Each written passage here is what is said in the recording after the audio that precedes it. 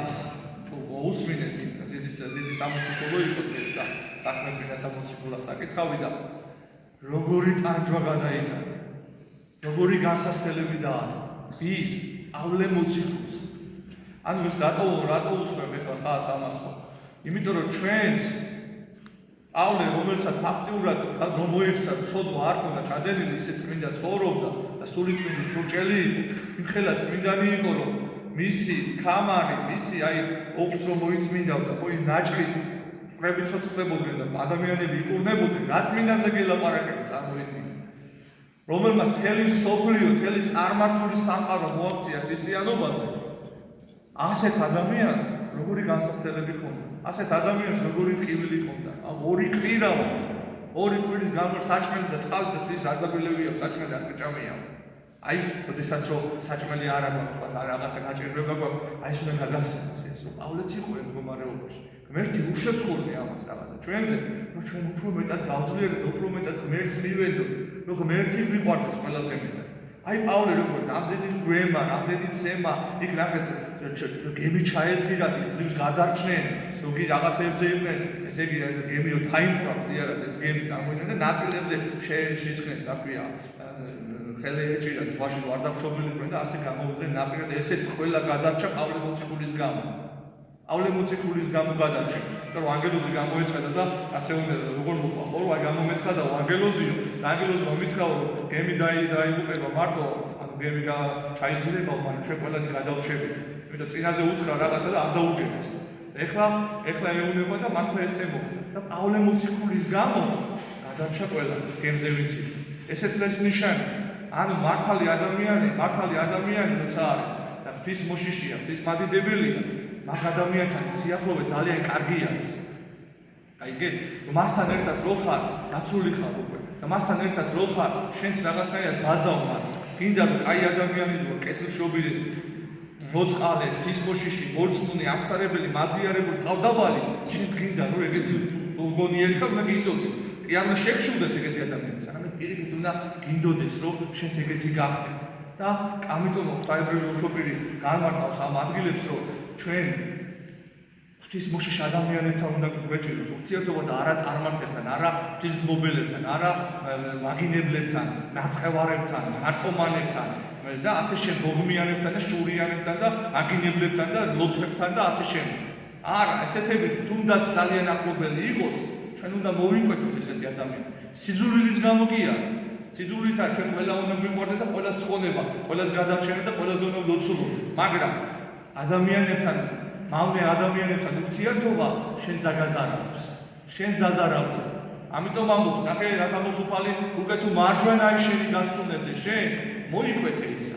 ჯობია ერთი ხელი შეგვიდე სასუფეველში, ვიდრე ორი ხელი ჯოჯოხეთში ჩაგვიდე. ეს რას ნიშნავს მარჯვენა ხელი? მარჯვენა ხელი ძალიან ახლობელს ნიშნავს. წმინდა მამები თითქმის ყველა მაგას განმარტავს. ძალიან ახლობელია, როდესაც ადამიანი შენ ადამიანთან ურთიერთობა გაბრკოლებს ეკლესიურ ცხოვრებაში და ცოდვის კერგიბიძგებს და ცოდვაში ჩავარდნენ და ასე შემდეგ. ამ ადამიანთან ჯობია გაწყვიტა ურთიერთობა, რომ არ დაზარალდეს შენ. ამას გვასწავლეთ წმინდა და ჩვენ კიდე პირიქით ავართმობ, რომ რაღაცა მინდა რომ ტელევიზიებში, იმებში გამოდიან რაღაც უცნაო ხალხი და მინდა რომ იმათთან ახლოს ვიყოთ და რაღაცა პოპულარულ ადამიანებთან ვიყოთ და რაღაცა კალკაჩენს გამოჩნდეთ, თუ აი ამათი ისინი ვარ და არ გვინდოდეს ეგეთი. პატიოსნები, წესიერი, აი ერთი მართალმა ადამიანმა, რამდენი ადამიანი გადაარჩენა. რომ მივდივართ ხოლმე, სადღაცა თქვა მოსალოცად თვითფრინავში რო ავალ ხოლმე და დავინახავ იქ თქვა ვინმე ისეთი ღვთის მოშიში მდელი, პატიოსანი მდელი, ანუ დავინახავ მოწმუნე რეებს დავინახავ რაღაცა ახარებული ვარ ხოლმე რომ მშვიდობით ჩავალთ ეგ რომ აი ესენი მართალი ხალხი არიან, ღვთის მოშიში ხალხი არიან და ამის ლოცვით ღმერთი ჩაგვიყვანს მშვიდობით. აი ეს აი მართალი ადამიანის ლოცვით მართლა ერთი იყო მართალი პავლე და თელ ყველა გადარჩა. ყველა დებით, ამიტომ ჩვენ აი ეს ყველაზე მეტად ყურადღება უნდა მივაქციოთ რომ განსასწრების ჟამს არ ჩავარდეთ სასოწარკვეთილებაში. გაგახსენდეს პავლე მოციქული, შეგწება უნდა იწყებს წუწუნს, შეგწება რომ აი პავლე იყო ესეთ რეჟისორი და მე რომელიც ცოდებში ვარ ჩაფრული, მე რომელიც საერთოდ შედარებას კი არ შეიძლება პავლესთან, მე როგორ წუწუნი და დიდება შენ და უფალო, მოგიგვარებს მე, დაგილაგებს ყველაფერს მე, ოღონდ მიენდე, ოღონდ გქონდეს რაღაცნაირად დიდი რწმენა და სიყვარული. მე მინდა კიდე ერთ საკითხს შევეხო და მშობლებს განსაკუთრებულად, იმიტომ რომ აი ესე გამოჩნდა დღეს ინტერნეტ სივრცეში ესეთი ახალგაზრდა ბიჭი არის, ნეოს ეძახიან, რაღაცა ნეო, რომელიც ქადაგებს ვითომ ქრისტიანობას, ვითომ მართლმადიდებლობას, მოიზიდა ხალხი მოიზიდა იმით, რომ რაღაცა ცოტა twini უჭრის და აი ათეისტებთან და მუსლიმანებთან ესე იგი აეფრობდა ეს ლაივი იყო ჩართული ესე იგი ონლაინ მიდის ეს პირდაპირ ჩართვა არის და აეფრობა მიდის, բայց ათეისტები ვინც ამტკიცებენ რომ ღმერთი არ არსებობს, იმას უმტკიცებდა რომ ღმერთი არსებობს, იქ მუსლიმანებთან ლაპარაკობდა, ამტკიცებდა რომ თქვენი რელიგია არ არის სწორი და ნუ ქრისტე რომ ჭეშმარიტი ღმერთი ამებს ამტკიცებდა და ნუ კარგად მსჯელობდა ამ რაღაცით და ძალიან ბევრ ადამიანს მოეწონა. რომ შედიხარ მაგის იმაში თურმე რაღაც 100,000-ობით გამომწერი ყავს და ძალიან ბევრი ადამიანი უსმენს და განსაკუთრებით usmenen ახალგაზრდებს. და თავიდან რა დლებმაც კი მითხრეს, რომ რაღაც ესე კარგად ლაპარაკობს, კარგად.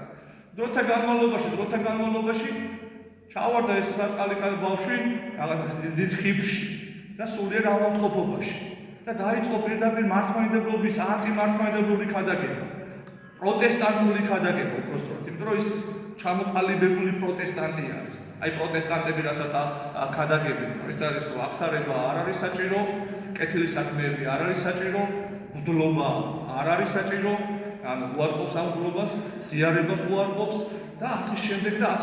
რომ მოусმენ, უარყოფს ყველა წმინდა მამას, უარყოფს სოფლიო კრებებს, უარყოფს მაგალითად პირდაპირ ამბობს რომ გრიგოლ მალამას კრება, რომელიც მერვე სოფლიო კრებად უყურებენ, იმხელა ისეთი წმინდა კრება იყო, მას საერთოდ პირდაპირ ამბობს უარყოფდა არ ვეთანხმებიო, ნუ ჩავარდა რაღაცა საშინელი ამ პარტავნებაში მესმის ეს ამბავი რომ რამდენი 100,000-ობით ადამიანიო გიყურებს და რაღაცა და ყველა რო გიგულავს და მიყვარხარ და რა მაგარი ხარ და აუ რაღაცა და თან ყველაზე საშინელება ის არის რომ ქადაგებს რომ თავარი არის წმენი, თავარი არის რომ იესო ქრისტე გწამდეს.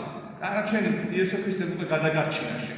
ანუ კეთილი საქმეები შენ გექნება, არ გექნება, ცოდვები გექნება, არ გექნება, აზრი არ აქვს ამას. მაინც ხონდები, მაინც გადარჩენი, იმიტომ რომ თავარი გწამდეს ქრისტე. ხვდებით, რა მზაპრობა არის ჩადებული, ხვდებით რა სატანური ის არის, საქმეა მოძღვრება არის ეს და ეს საწყალი ბავშვის რომ აყვადა ამეთინა და კარგას ეგუნდათ ამ ახალგაზრდებს. რომ რა მნიშვნელობა თავარ წამს იესო ქრისტე ღმერთია, მონათმული ვარ და მინდა ვიმრუშე, მინდა გარკვეულებას ვიცხოვრე ეკლესიაში რა მინდა, რატომ უნდა თქვა სინანულში, რატომ უნდა ვიყო, რატომ უნდა თქვა აღსარება, რატომ უნდა ვეზიარო, რა მოძღვარი, ის მოძღვარი საერთოდ გლები იქ ეპისკოპოსზე, ნუ თან როგორი უცოდინარობა, იცი, აი საერთოდ სულიერ ასპექტში ვიძახი, აი უცოდინარობის, აი ბაგაბაღის ბავშვმა ქრისტიანმა იცის, აი ისეთ უცოდინა ან ძალიან მზაკვარია. ან ძალიან ისეთი მზაკვარია და ისე იმაშება, რა ქვია, ატრიალებს, ან ყველაფერს ისე ატრიალებს და ისე იმაშება, რომ ადამიანები შეიყვანოს შეცდომაში, ადამიანები წარწმენის გზაზე დააყენოს და ყველაზე საშიში არის აი ეს ახალგაზრდობა, იმიტომ ზუსტად ახალგაზრდობას ეს მოწყობს ესეთი ცხოვრება, გაიგე და არ შეგენაცვალე იქ კომენტარებში წერე რომ აი ზუსტად მეც ესე ვფიქრობდი რა თმინდა ეკლესია, რა თმინდა მღვდელი, რა თმინდა ეპისკოპოსი, რა თმინდა აღსარება, სინანული, ხვდები, რა თმინდა კეთილი საქმეები, მე თავარია მწამდეს და ცხონდები. აი წარმოიდგინე რა ყველა სიბრიხვი არის მანდა და ამიტომ ძალიან ყურადღებით უნდა ვიყო, ჩვენ შვილებს უნდა აუგზავნოთ ეს. და რატო გამოვედი საერთოდ არც ღირს ეგეთი ხალხი საერთოდ მღვდელი გამოვიდა მაგაზე ელაპარაკოს, მაგრამ იმიტომ რომ ძალიან ბევრი უსმენს მას და განსაკუთრებულად ახალგაზრდები და ჩვენ ეკლესია ვალდებულები ვართ რომ რა თქმა უნდა მეწოდება ეს ადამიანი და არც სიძულვილით ამას ვამბობ, არაფერს არ ვამბობ, რომ იქ მარხვაზე ამბობს რომ რა მარხვა, რა საჭიროა მარხვა იქ პავლემოციკულის ის მოყავს რაღაცა სისულელმა, საერთოდ ალბათ გონზე არ არის საკმაოდ იმაზე რომ თითქოს ღმერთმა ყველაფრის ჭამა ვითხრაო და მარხვა რაშუაში არის ყოფდე, ვინ აკრძალა მარხვა, ვინ დააწესაო, იქ ეპისკოპოსო ერთი ცოლი უნდა ყავდესო, ესე წერიაო და ხა რატომ გრძალავსო მართლმადიდებელი ეკლესია, რომ ეპისკოპოსებს ცოლი არ უნდა ყავდესო, გაიგე და მაშინ სულ სხვა სხვადასხვა პერიოდი იყო, თუნდაც მაშინ მრავალწლიანობა იყო და მაშინ ამიტომ ამბობს პავლე მოციქული რომ გამოიჩერდნენ ამ წარმართები რომ ხტები მოიქცეოდნენ და ეპისკოპოსები უნდა გამოიჩია უნდა ყოფილიყო წესიერი არა მრავალწლიანი და გარკვეული არამედ ერთი ცოლი პატრიოტული კაცი უნდა ყოფილიყო ერთი ცოლი უნდა ყოლოდა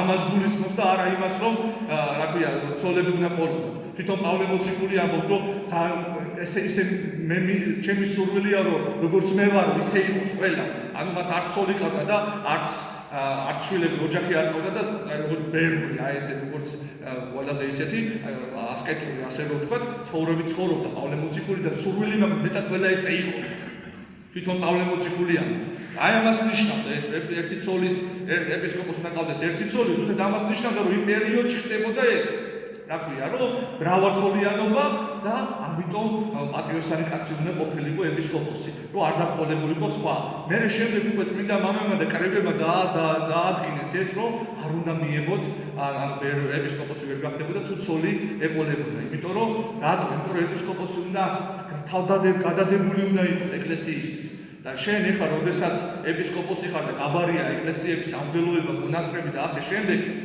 და თან ოჯახი ხარ შვილები ხავს, ვერ იქნები ასე ყველა გადართული. ყოფდები, ეპისკოპოსი უნდა იყოს თავდადებული ეკლესიისთვის და მარტო ერთადერთი საზრუნავი ეკლესია უნდა ყავდეს, ეკლესიაზე უნდა ზრუნავდეს და არა რაღაცა ოჯახზე და შვილებზე და ცოლზე და ასე შემდეგ. ამიტომ დაადგინეს წმინდა მამებმა, რომ ეკლესიაში ეპისკოპოსი უნდა იყოს უცოლო. ნუ ეს ეხლა თავისი რაღაცა განმარტებები ალბათ ეს რაღაცა პროტესტანტების და რაღაცების რასაც პროტესტანტები ამბობენ რომ რა საჭიროა ეს რა თავარი ეწუნენ ალბათ იმასაც იტყვის რომ ნათლობას რა საჭიროა იმიტომ რომ თავარები წამდეს ეს რატომ საიდუმლოებს ფაქტობრივად უარყოფს კეთილ საქმეებს რომ ესე იგი პავლე მოციქული იაკობ მოციქული რას ამბობს სარწმუნოება კეთილი საქმეების გარეშე მკვდარი არის და კეთილი საქმეები სარწმუნოების გარეშე მკვდარი არის ეს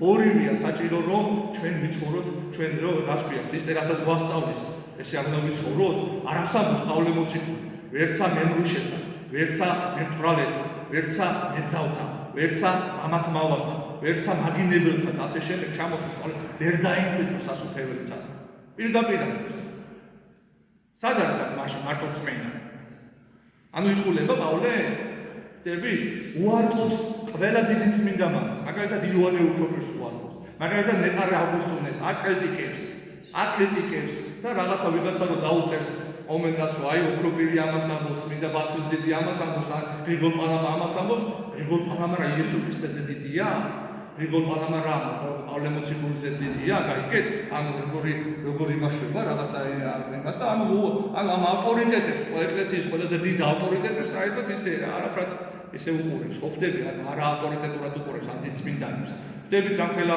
მზაკრობა არის უნდა და ნო ამიტომ უნდა მოვერიდოთ ესეთ რაღაცებს აი რომ დავინახოთ რაღაცა უსმენს უნდა უთხრათ რომ ეს გათიშეს აი დაბლოკეს იმიტომ რომ არის მწვალებელი არის ფაქტიურად პროტესტანტი და არანაირი მართლმადიდებლობა მასში არ არის და პირიქით შხამავს ადამიანებს და დაამახინჯებს ადამიანებს განსაკუთრებულად პატარა ბავშვების სულს ამიტომ აი ეს ჩავთვალე საჭიროდ რომ მე ამ ბავშვებს ეთქვა და ღმერთმა გადაარჩინა